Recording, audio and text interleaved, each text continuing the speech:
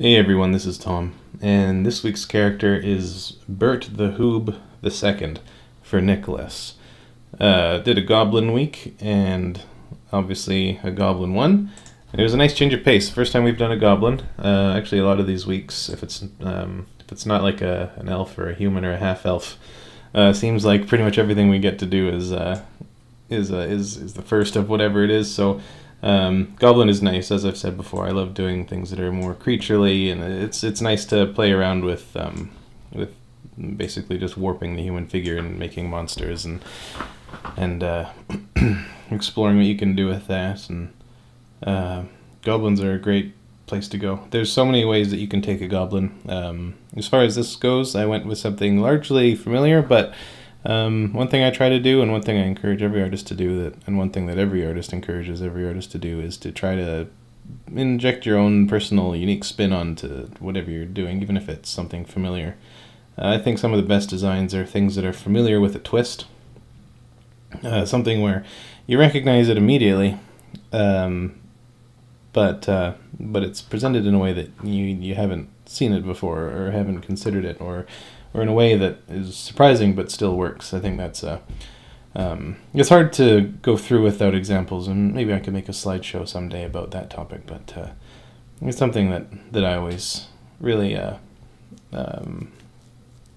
look at as being excellent. Anyway, as far as goblins go, the number one, or like the way in which they're different is obviously their physicality. So it's been a while since I've done I've gone and done like a more like an in-depth skeleton and muscular system, and so I wanted to do that again, especially with something that was different by doing. I think that there's something valuable in taking like something like a realistic humanoid skeleton and warping with it and playing with it and skewing it and stretching it. I think there's value in doing that, where you're taking something real and grounded and basically your list of requirements, and you're playing with it and pushing it and viewing it in ways that you haven't seen it before, or even like depicting it. It's like the effort of the extra mental processes that take place while you're doing that. I think it even helps solidify what the original, or your understanding of what like the original human figure would be like, as far as skeleton or not goes. So I personally think that this is almost like a double duty practice when you do this sort of stuff, like drawing monsters or playing with anatomy and warping it. And I think even once you start getting into that mindset when you're working that way, it even pushes you to have more fun with poses and drawing more exaggerated stuff, because if you're already exaggerating something, if you're already like comfortable with it and just letting it go, then that's almost like a synthetic confidence, where you're already in the risk zone. Everything else is already so bizarre that if it doesn't work out or if it's too weird, it either doesn't look. You're already working on something that's weird, so it doesn't look out of place, and you can always excuse it. Or if you're just starting something out, you can draw the rest of the figure even weirder to hide your mistake. But it can help you relax and pursue stuff that you wouldn't otherwise do, and it's sort of like playing games of soccer for practicing for soccer, I guess. Or like if you were to like play like a game of soccer with everybody's like arms tied behind their backs or something, or like or weights on one ankle. Everybody had like 5 pounds or 10 pounds on their right ankle or something. It's gonna, by compensating and sort of learning how to do things differently in that regard, I think you'll get a much more rounded, and you'll see it in a different light, and that's good. It's an extra light. It's not just a different one, but it's an extra light to shine on a subject. But I think that's enough rambling here. But it was enjoyable to even just to sit down and take my time on something. It was nice to just focus on one thing and not rush. And I mean, the product is it's better quality when you can do that, or at least there's more quality to it. But yeah, it is just satisfying to not be rushed and to actually complete something and see the stages come together as you would like them to.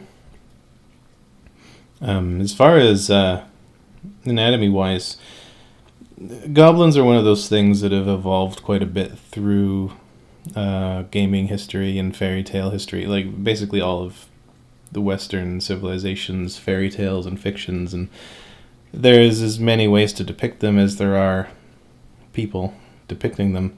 But in the case of this goblin, I wanted something that was largely standard, but just a little bit more biological, or kind of allowed to be ugly, but without being cartoony.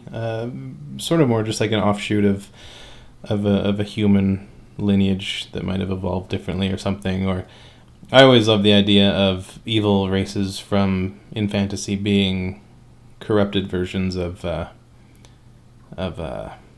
good races. So like I like to think of goblins as being like evil dwarves that have been rotten underground and just become these terrible things. And so they're sort of based like that. And so in this case, like this goblin is based somewhat on that, with like or at least based on how I typically work on dwarves, with a smaller cranium, obviously a bigger nose, but that's just a goblin thing.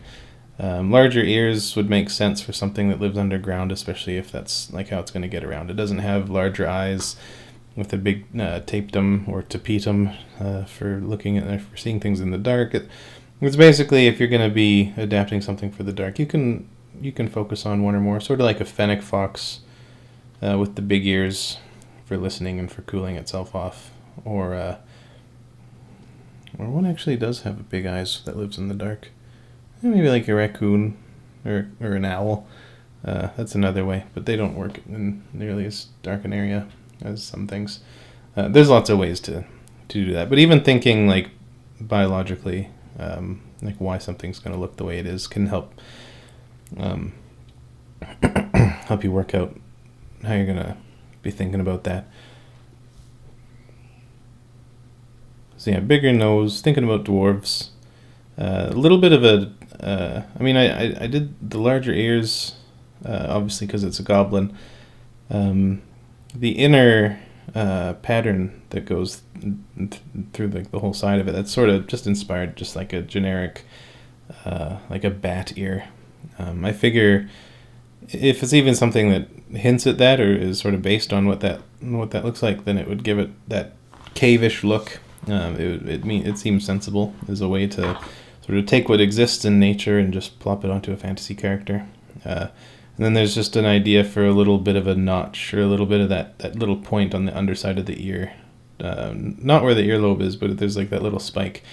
And I was picturing that would be somewhere where maybe like moisture would drip off and wick away, rather than going all the way down towards its neck or the goblin's chin or something. So any sort of moisture that would collect on the ears, or water that would drip on them and hit their big ears would drop off there. Sort of like if you had like a hammock and you didn't want the water to, and if it was raining and you were in your hammock and you had a tarp over it, but the tree was getting wet or the post was getting wet, whatever you had, if you put a little bit of string on the line leading towards you on the hammock, then the water will hit that first and then just collect and drip down, straight down, and the amount that actually gets to the hammock will be greatly reduced, if not entirely reduced. I was just thinking about that.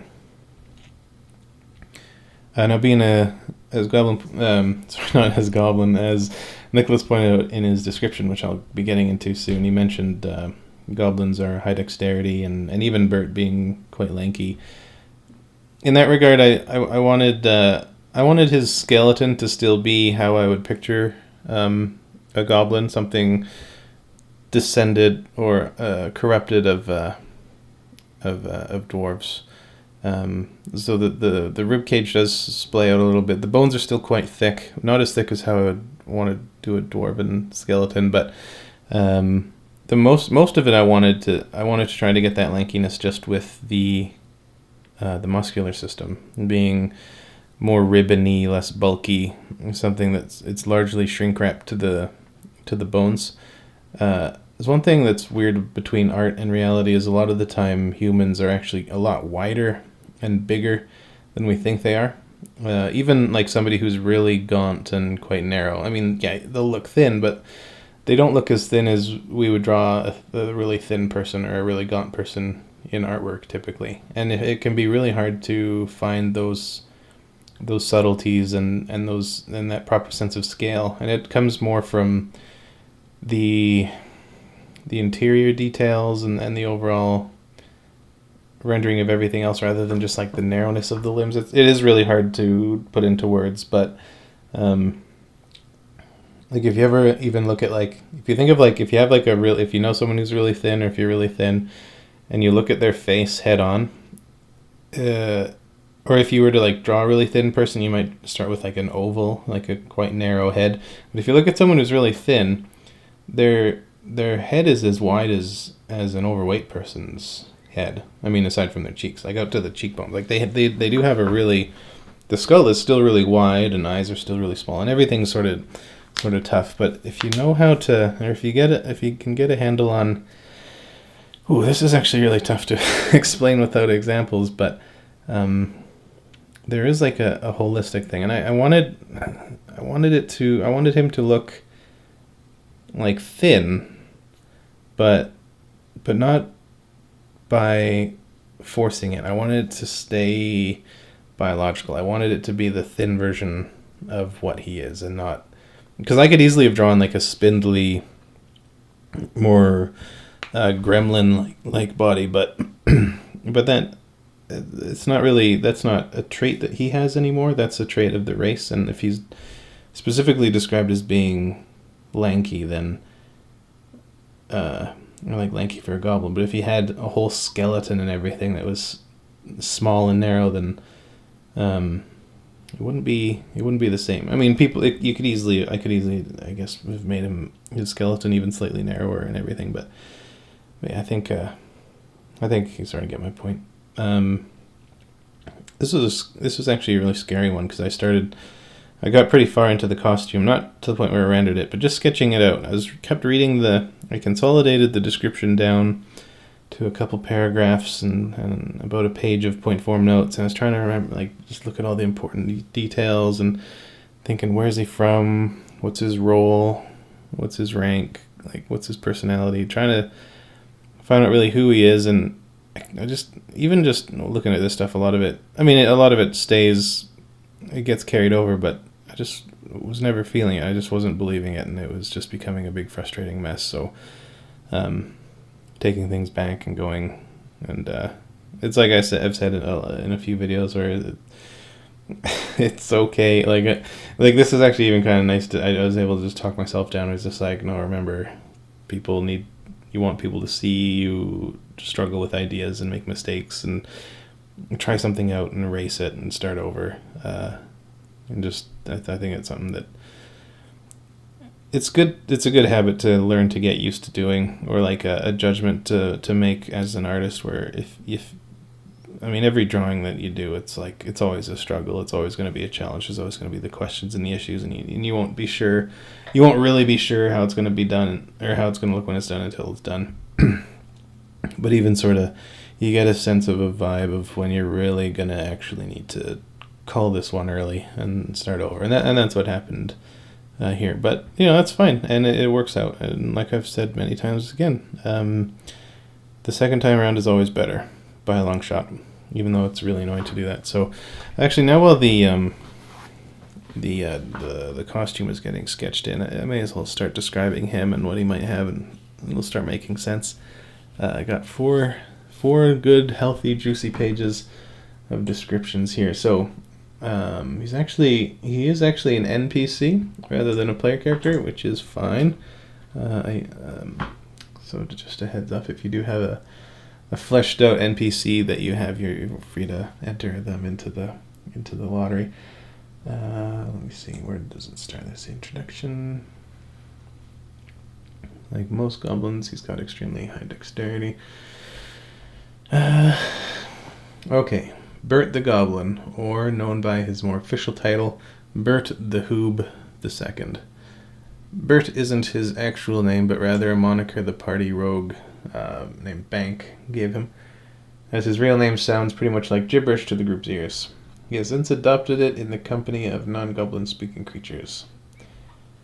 This guy dates back to one of the first sessions ever.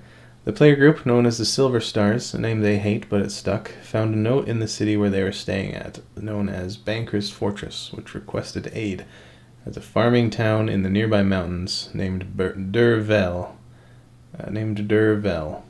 was having problems with their sheep disappearing. There was a variety of suspicions, including hobos living in nearby abandoned mansions and werewolves. But the one the players attached to the most was from a local forest deity called the Witch of the Woods. The players, of course, decided right away to go into the forest, end up bumping into a group of goblins having a sing-along. They end up killing the goblins or chasing them off, even the boss's big pet spider, except for the two they captured with a sleep spell.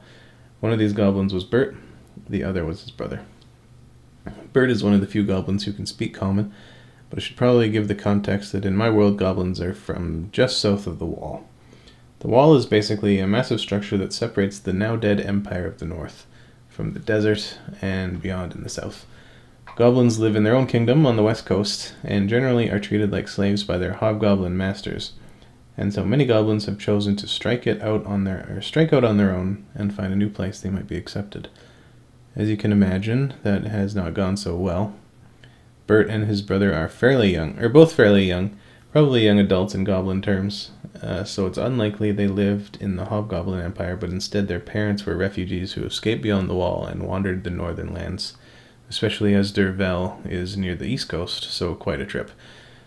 Anyway, the group ended up threatening torture to get him to speak, but he doesn't budge, but instead decided to threaten his brother. He cracked instantly. He basically explains the goblins having been giving trouble, stolen sheep over to the Witch of the Woods, in exchange for free travel through her forests, and to not be eaten by her giant spiders. They state she claims the tribute the villagers of the town are giving to her shrine is in fact not going to her, but an evil spirit living under the town, and she's sick of it, so spurs the goblins into action. The group decided to lock the two goblins up in town and get them to repeat their story to the villagers as proof. The rogue, Bank again, and the cleric, Dorn, ends up taking a liking to him, giving him alcohol, teaching him cards, and making sure he's treated well and fed properly when they lock him up in one of the farmer's sheds. They convince the villagers it's their local god, the witch, who is causing the problem, and so go off to confront her, who confirms what the goblins said, that the villagers' tribute isn't going to her, but instead some other creature under the shrine, who's she's basically stealing other excess energy off to fuel the rapid expansion of the forest. Oddly enough, it doesn't end in a fight, but rather they decide to go confront the goblins and try to figure out if they can get them to stop stealing from the villagers. Burt even likes them enough to lead them through a secret passage under the abandoned dwarven fort they've been camping in, if they promise not to attack anyone. The group agrees and fight their way past the traps into the fort. They end up confronting the goblin leader, Robin Hoob, who basically goes on a big rant about how he was forced to work for the witch as the goblins are weak, but he'd happily ally with the villagers of Durvel if the party tried to broker a peace. The barbarian, Kartuk, promptly gets bored and chops Hoob's arm off, basically causing him and the cleric to go down in a hail of about 30 arrows. The warlock, Antioch, and the bard, Uso, hide, basically just throwing out spells trying to thin the 30 or so goblins, which included almost killing Burt. He ended up getting -1 HP, rolling a nat 20 on a check to half the bard's damage, so I thought it was fair enough he should survive with luck like that. The rogue ended up saving the party with the use of a magical item he found that showed the goblin something of unmeasurable values. helped along by a natural 20 on his persuasion. The group basically ran back out of the tunnels, the goblins chasing after them, and back to the town. However, they had more pressing matters, as some mercenaries had just shown up, did a blood ritual to open the seal holding the evil spirit down, and basically caused everyone in the town to run off and hide, leaving the place abandoned. After helping to see the villagers off to a less dangerous part of the world, the cleric returned, a few sessions after, to the town once to dig up the corpses of some PCs for necromantic rituals. He ended up evil in the end, who would have guessed, and found the goblins starting to industrialize, cutting down the forest, rebuilding the town, but didn't really question it and moved on. My setting, an AOC, has magic trains in it, so I guess it didn't seem too out of the ordinary, or they just weren't thinking. Now skip to the most recent session. We're close to 15 at this point, when the players get a letter asking to help save a village called Heiswell from goblin attacks. They arrive and find the goblins are basically trained. They use tactics, they have equipment, had a lot of fun with nets, and they're stronger than they once were. Basically, a goblin general by the name of Osro Hinob states the village has insulted all goblin kind by refusing the goblin army entry and has begun to start capturing people until the village makes an apology. After arriving into town and dealing with the situation, they try to find the person who sent the letter, but the name doesn't appear. Here's what the players don't know. I don't think you should mention this in your video in case someone in the party watches them. Sorry. I forgot about that part. Let me just see if I should skip here.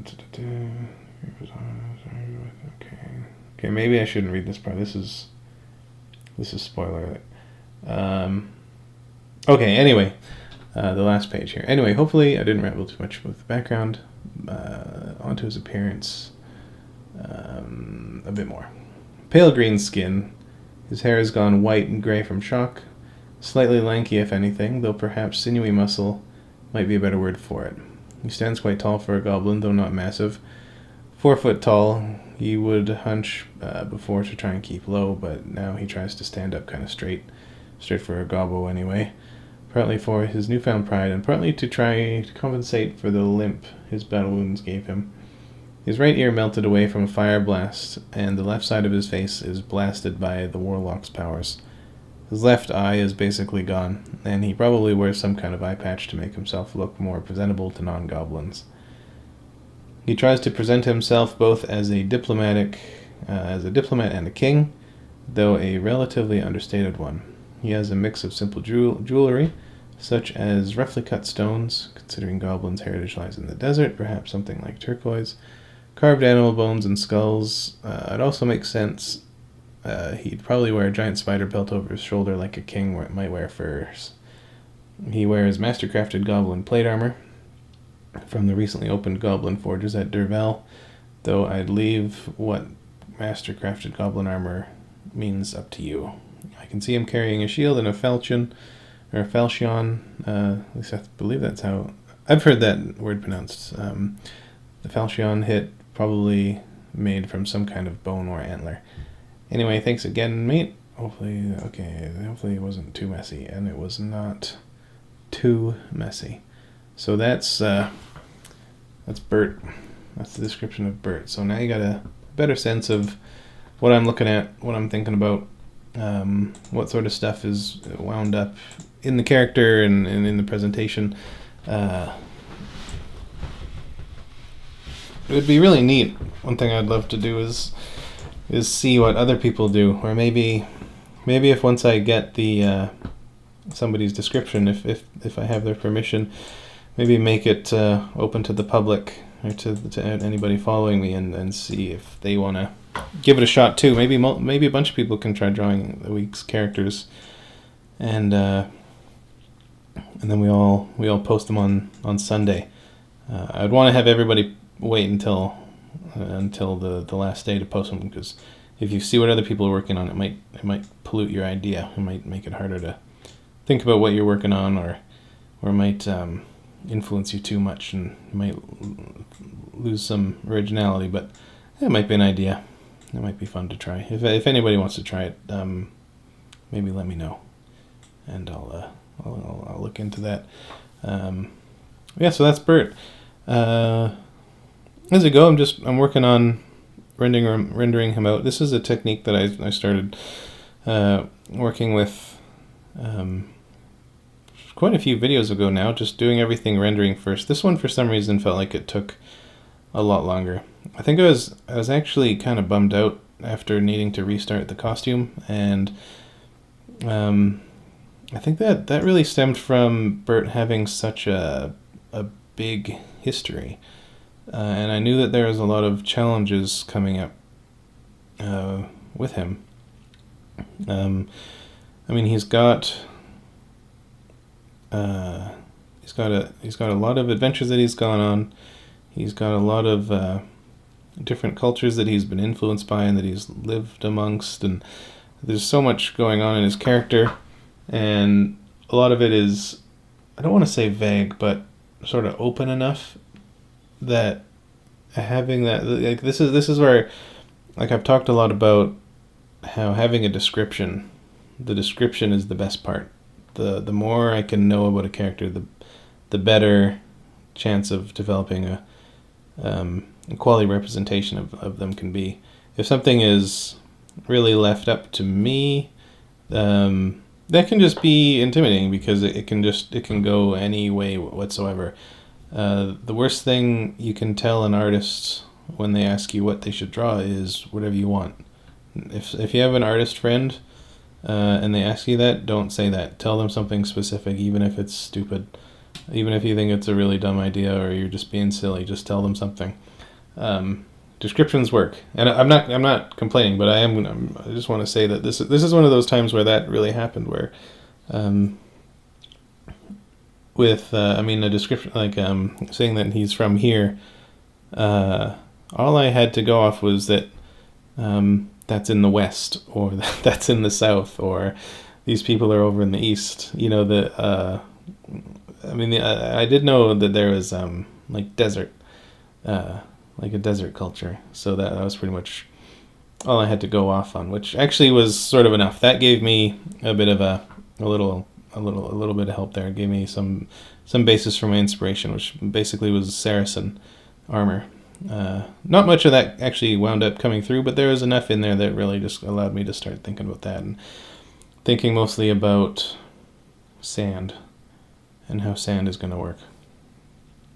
How sand's not going to be a good thing to be around. It was subtly there, but as far as the armor goes, I'm sort of roughing it out now. My idea was, with it being Master Goblin armor, I figured I'm gonna keep it sort of familiar. I don't want to say standard, but I probably could. We've seen it all before. It's all everybody going back to like the Lord of the Rings films, where orcs and goblins have this armor of these like pounded,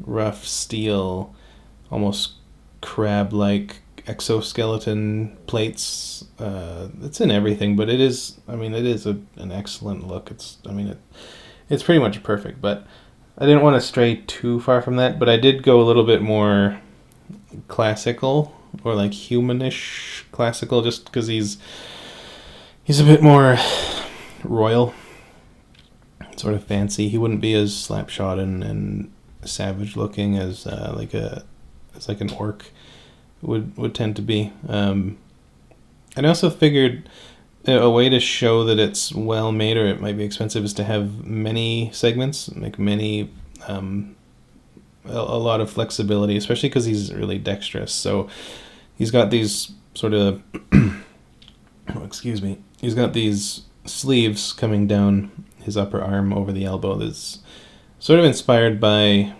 a type of sleeve that I see in Russian folklore, or Russian folk art.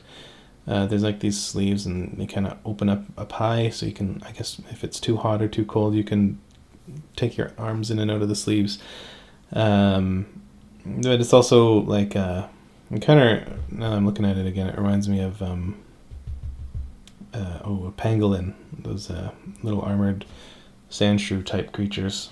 From real life, they're real things. But yeah, but it's also kind of hangs down. It's floppy. It's flexible. It's basically metal fabric in a way. But even with the arrangement of the plates, I always picture goblins, especially if they've got high dexterity. They're either like sneaky, tricksy archers that hide and run, or knife fights. I was thinking knife fights, close up, dual daggers, or like a sword without a shield. Although he does own a shield, I didn't draw it though. And so having the scales layered in a way where would be most beneficial in a knife fight. Well, I guess the armor, the way that they're sort of, I guess, shingled away from his hand is pretty standard, but it was what I was thinking as I went. So really flexible, multi-layered, shingled to try to hide any sort of weak spots. Later on, you'll see I do add some sort of thicker strips, double layered, on the inside of his armor, where on the inside of his elbow is, I think that's called the cubita fossa. That might be the back of the knee. I can't remember. My little niece told me that, but it's one of those. But it's just armor is all about covering your weak spots, and people are always prone to look for the weak spots in the armor. So it's like the open parts, usually around elbows and knees and groins and shoulders. Basically, wherever the human body is most flexible is where they're going to be looking. And so I knew that I had to cover that up, but without sacrificing flexibility, and I didn't want it to be something that... I wanted it to be open because he's from a desert. So this was how I made the compromise between all of those sort of requirements. I also want to include fabric around his groin there with all these sashes and sort of that, not really a skirt, but sort of like the long hanging down part of a tunic. I wanted him to have some, and even like a little bit of that cape hanging down behind him. A lot of cultures in desert climates do rely heavily on flowing fabric, as I'm sure everybody's seen, but also having a little bit of fabric that sort of hangs down, almost like a train that hangs back there.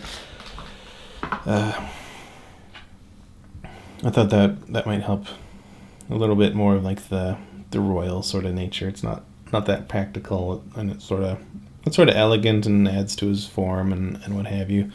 The sashes end up becoming red. Just red is a good royal color. It's something rich and expensive. And as far as, I'm talking about basically everything that I'm not working on. I'm working on boots here. So boots, I'm thinking, the Middle East and the common imagery of the pointed toe shoes. I figure a good way to include those, but in a distinct way, a sort of a bit more fantasy, is having them sort of split off. I guess they look sort of like snails, like the heads of snails, but I thought that would be a fun way. And it also sort of suits him as a goblin, like with the two big ears.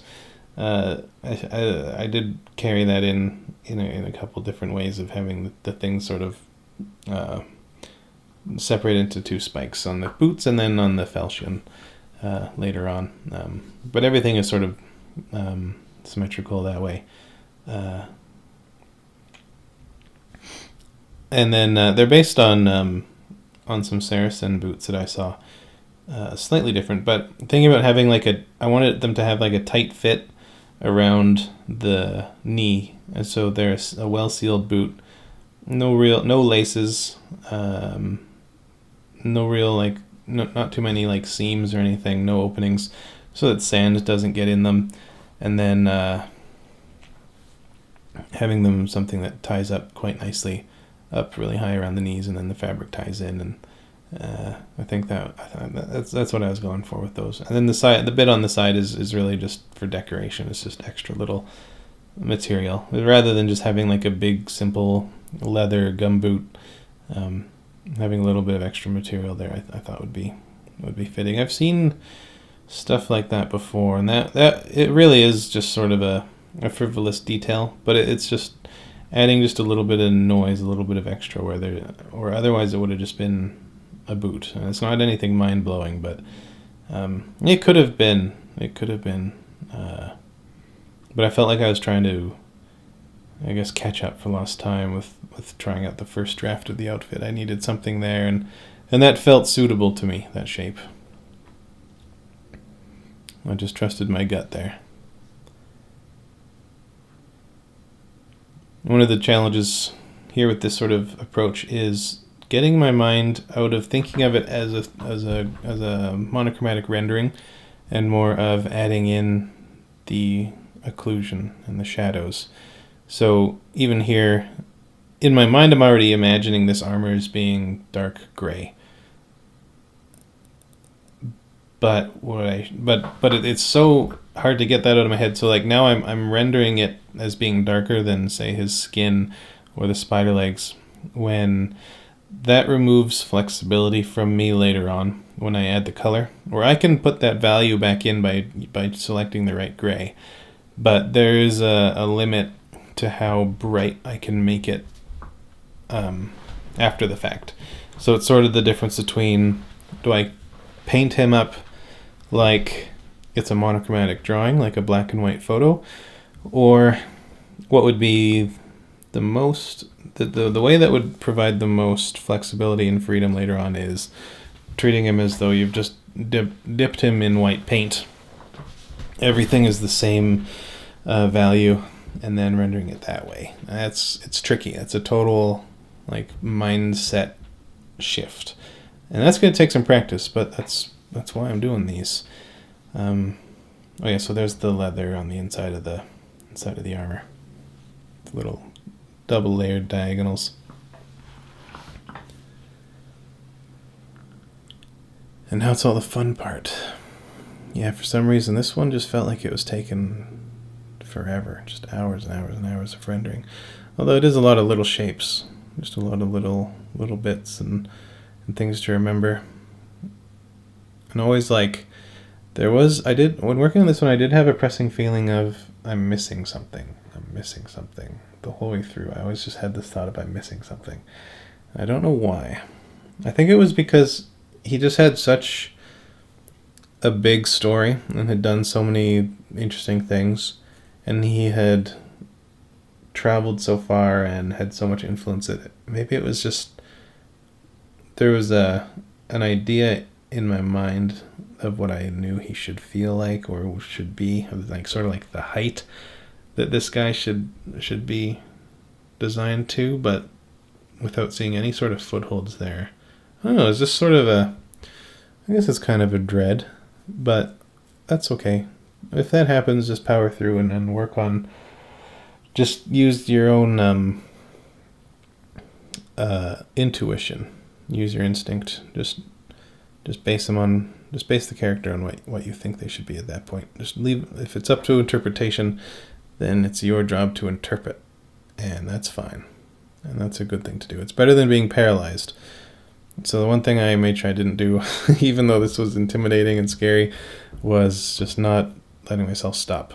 I just had to keep working. I had to make sure that I was getting it done, that I was working on it, and that I did really just put faith in myself that I would sort of, as long as I stayed focused on the character and I stayed focused on what I was doing, that it would come out and that something would work. And to allow myself to be critical at the same time and weigh ideas, reconsider things, think about them before you do them. You know, like, well, as you're rendering out like something, you're thinking ahead of time about, is that the right choice, and what could work with it, or what's going to come next, and what would be greater, and will that require me to stop working on what I'm working on now and compensate for that, to make sure that the big picture, the whole image, is going to work later on. I'm getting really esoteric in this video, guys. I'm sorry, but I'm trying to explain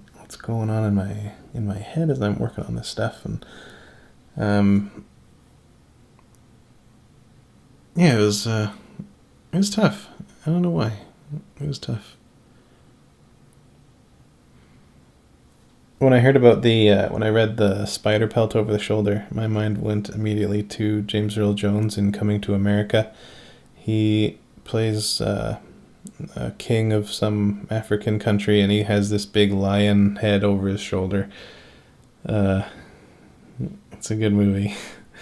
But yeah, so I did look that up as reference. It was even just like, I think of that as like the scale of which of where to sort of put the spider at. I mean, you think of like, if these are giant spiders, that's giant is a very general term. That could be the size of a bus, could be the size of a dog.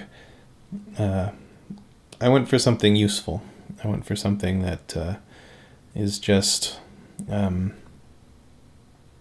thought about the character first in this regard. I thought, I just want spiders' legs. All I want is for the legs to drape around the body and curl around him in a way that actually works for his form and for his scale. And that's the size that they're going to be. And if you just imagine a spider that would have legs that big, like there's not even that many animals that have legs that big. I mean, yeah, there's a lot of animals that have legs that big, but you don't see the animals that big on a daily basis. That's huge.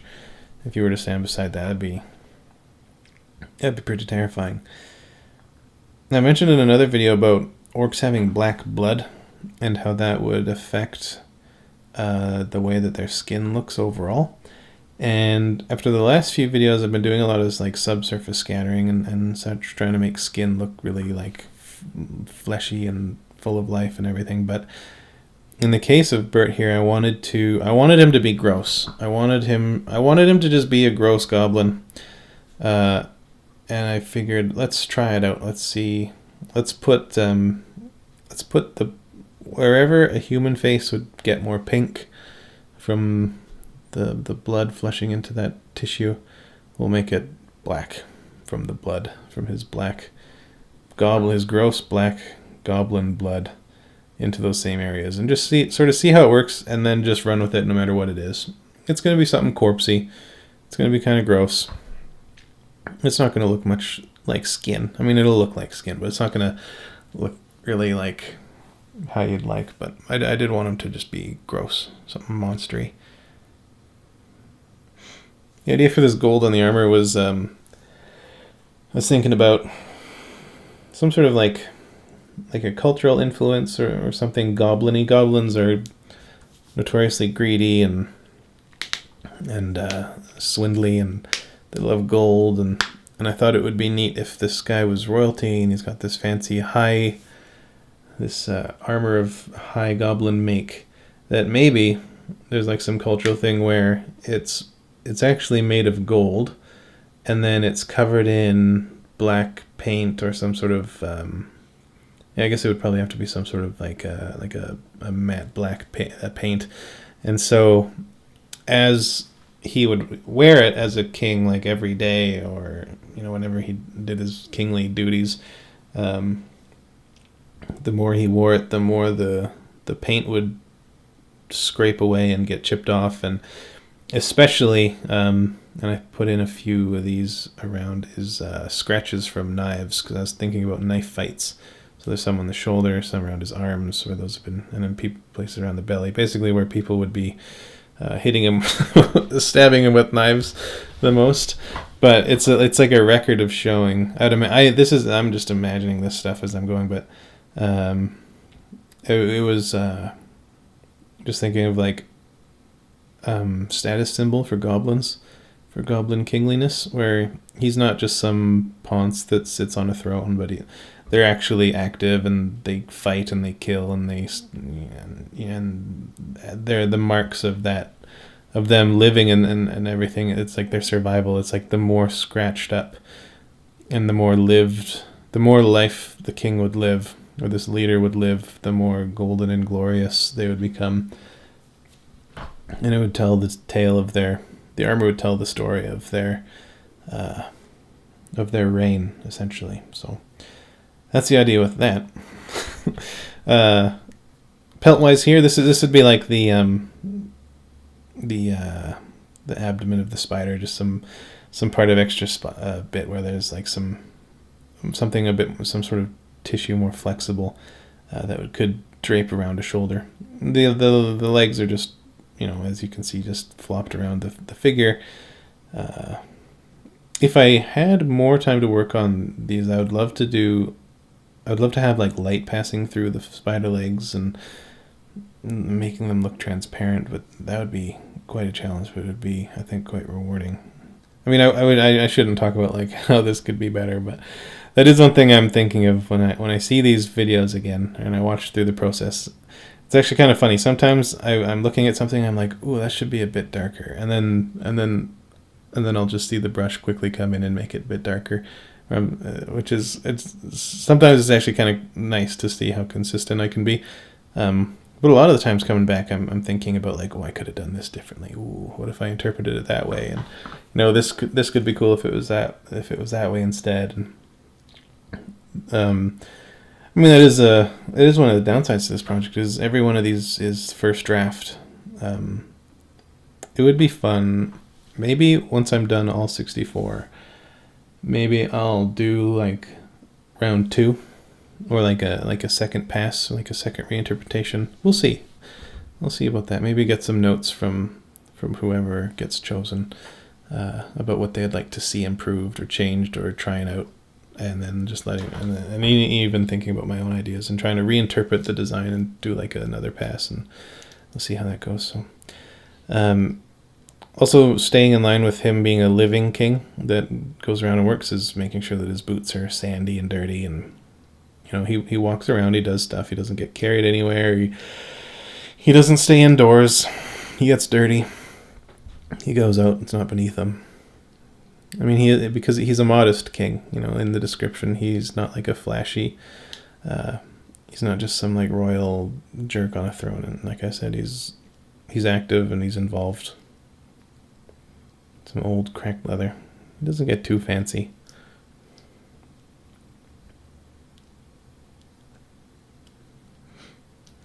Greasy, sweaty. He's got to have some moisture on the skin. Make sure that trying to do it at least a little bit to make it look a little bit more skin-like.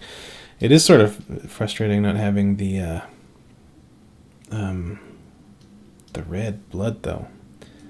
That can do a lot. Just adding a little bit of subsurface scattering can help. And then here once again, after I feel pretty confident about the whole base of it, I go down and I do the stuff that will appear above that'll come out above the frame on top of things. So these end up usually being like persnickety details like blades and sheaths and in this case like the spines of hair on his shoulder, stuff that like I don't know how they're going to look best with the whole outfit done and the whole pose and everything, and so I'll just do it afterwards and later.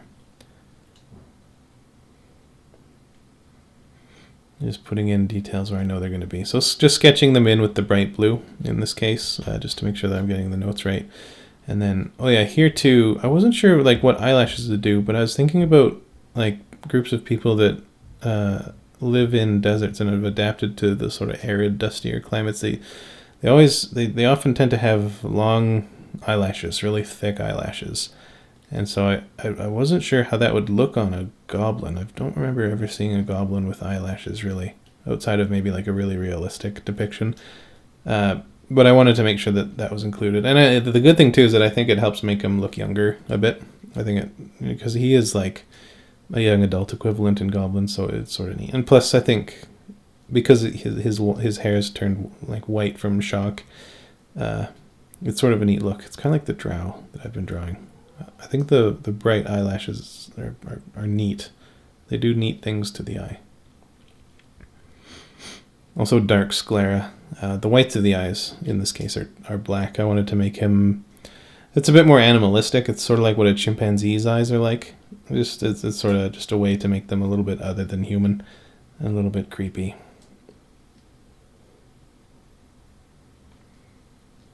Long sideburns. I don't remember why I gave him long sideburns. I think it was like, no, it was because it's um, like something long. I picture being like like long hair, long fingernails, long ears. I picture those being signs of luxurious lifestyle. Like he doesn't have to fight too hard, so like he lets his hair grow out. He doesn't have to worry about people yanking it, that sort of thing. So plus sideburns, it kind of gives that. I think big like lamb chops have like a really European feel, and I thought he could use a bit of that, or something a bit sort of pikey-ish. If you've seen Snatch, the movie, they talk about the pikeys. It's like the British gypsy types. I picture like sort of lower class English with like shop market types with these accents and sideburns, and I don't know about where you live, but big sideburns, big lamb chops always remind me of the UK. And I thought that'd sort of be fitting. As far as the weapon here goes, it's not the hilt, but the handle I thought would be suitable to have an antler handle. Something still pretty raw. It's not like carved or anything. It's just a raw antler just stuck on there. Some kind of I picture it being from something like an Irish elk or something like really big, because it is quite a straight, long sort of handle for that sort of scale of antler. But it could be anything. It could be straightened out. You can change the shape of antler. And then again here with the falchion, I gotta look that up just to be sure. But another thing where it's the 2 points, the two flared out points, and then I wanted it to look. I mean, the falchion was there, but having the blade curve back even more than typical on a falchion is something like scimitar-ish. Again, pointing to the Middle Eastern aesthetic, wherever was fitting. It also helps give it a bit more of like that sort of other culture, like a goblin. Like you wouldn't picture a paladin having a sword like this, but a goblin, yeah, you could see that. And then having these serrations, or more like fullers, incorporated into the edge of the blade. I put those in as something that would sort of follow the flow of a chop. So as it swings down, it would sort of, that's like the arc, or the trajectory that it's going. And to make sure that it's not too nice, we've got to add a little bit of tarnish, a little bit of grime and age. Everything in fantasy has got to look aged, even though a lot of stuff in the medieval times wouldn't look aged if you were there. But that's okay. That's part of the aesthetic. I really like the aged stuff. So then, as I go, I like, with all these notes, I like to delete the stuff that I've taken care of. This is sort of nice. I like leaving notes or lists. I like having lists and then clearing them out. So this is like a little visual list. And then some spines, something naturally on the spider that would be used for his own defense. Barbed quills. For some reason, there was a dead porcupine in my parking lot last weekend. I don't know why. I don't know where. I live in the city. Just a dead porcupine, but it reminded me of porcupine quills. I had a teacher who was a hunter, and he brought in some porcupine quills back when I was in grade 5. And I remember I touched the end of one extremely gently, and there's some strange factor to it. I mean, it's obvious. It's a simple explanation, but it's so cosmically sharp at the end. Like you just touch it at the slightest amount, and it just goes right in, and it finds a nerve just like that. It's crazy. It's like just on the molecular level. I'd love to see a close up of the very tip of a porcupine quill, but it's the sharpest thing the pointiest thing I've ever encountered in my life. But that's why I gave the little barbs. I gave the little barbs on the end of the spider bristles, just because there's a dead porcupine in my parking lot. I was inspired. I finally was inspired by something. And then a little belt. It's so easy to just draw a belt as a belt in fantasy stuff. I see so many, and I'm guilty of it too. I'm very guilty of this. And here's some turquoise. I tried it out here, but I don't think I kept it. No, I got rid of it. It just didn't look good. I hate it a lot less now on the review, seeing it, trying it out. But I got rid of them. But so many fantasy designs are ruined by conventional things like belts, where it's way too easy to not try out a belt and it's so easy to just throw in like a mundane thing that's just an iconic representation of it. And if you could just do one thing, I try to do that with boots too, or just try to do at least one thing about it that's different. One thing about it. And with belts, in this case, I just went for a decorative, sort of more kingly belt. It's inspired by these decorated skeletons. There's this like royal family or something. I haven't read about it, but you can find it online. These photos of these skeletons that have been bejeweled and encrusted with gold head to toe. Just the most immaculate, gaudy things that I've ever seen, that probably exist on Earth, and they're incredible and they're just awesome. They would be a great character design for some sort of like ghoul or skeleton warrior, just to see that. So actually I might have to just draw that, so don't steal my idea, okay? So they mentioned the eye patch, and this is another one of those things where I figured I can't just draw just an eye patch. I mean, he wants to sort of fit in and not look too scary or creepy. He's royalty, so he's got some money, and plus there's also some missing room for turquoise, the use of precious stones from his area. And it seemed to be, it's sort of like, it's a hybrid of, I'm trying to describe it. It's like a mix of the soldiers with the prosthetic faces from World War One. I know there was a character in that show Boardwalk Empire who had one, but it was a real thing that happened. It was sort of a mix of that, and plus I can't remember what culture it was, but in South America there's a group that would, probably several groups that had these skulls that, like, they would take the skulls of real people and cover them in these mosaics of turquoise and these blue and like jade and stuff, and it looked like this. But when doing it, I wanted it to look rough-hewn, not like, it's not a reconstruction of his face. It's more just like a kind of a gimpy, goofy, someone tried to make a face, and it doesn't really work that way. I was originally going to just do, like, thinking of desert cultures, I was really just going to do like an evil eye on like a black leather eye patch, but then that exploded into this idea of something just sort of over the top. It just made sense. I was like, well, do an evil eye.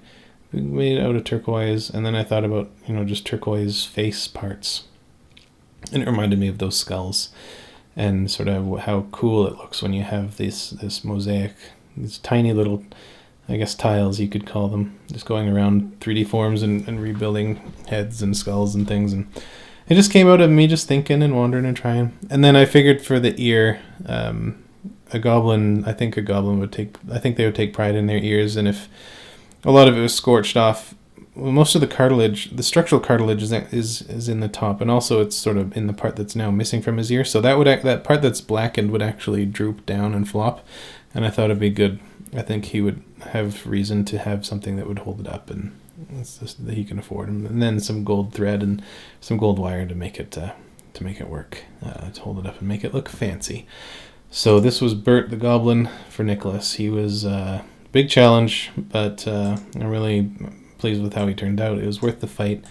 This is for the free weekly character art lottery held on Twitter every week, at least for now anyway. And you just follow me on Twitter at R&D Fantasy every Sunday and Monday. You just enter the lottery. Winners declared on Tuesday. It's for your original fantasy characters preferably for tabletop RPGs, or if you're like writing a book or something, you've got these characters that you want to finally see, or have someone design for you. Just enter that and I'll do it. No video game characters though. But anyway, yeah, it was really good to do Burt. I learned a lot. I got better. Anyway, thanks for watching, and I hope it helped.